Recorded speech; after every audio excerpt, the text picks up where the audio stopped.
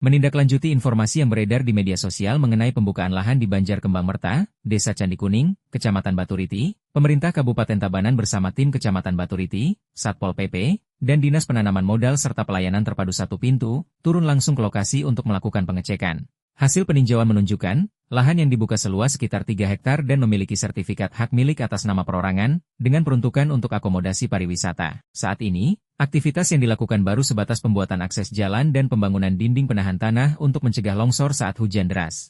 Kepala Satpol PP Kabupaten Tabanan, I. Gede Sukanada, menegaskan pihaknya telah mengambil langkah administratif dengan melayangkan surat panggilan kepada pemilik lahan. Sebagai bagian dari proses klarifikasi dan pembinaan agar kegiatan di lokasi sesuai ketentuan hukum. Sementara itu, Kepala Dinas Penanaman Modal dan PTSP Tabanan, Imade Dedi Dharma Saputra, mengungkapkan bahwa pemilik lahan belum mengantongi izin mendirikan bangunan atau persetujuan bangunan gedung.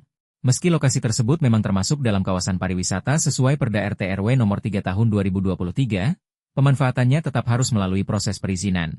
Dari informasi lapangan, pemilik lahan sebelumnya sudah berkoordinasi dengan desa ada terkait rencana pembangunan vila pribadi, serta membuat surat pernyataan siap bertanggung jawab jika terjadi longsor atau bencana lainnya. Pemerintah Kabupaten Tabanan mengimbau masyarakat dan pemilik lahan untuk selalu mendahulukan proses perizinan sebelum melakukan pembangunan, demi menjaga keamanan, ketertiban, dan keberlanjutan kawasan pariwisata seperti Bedugul.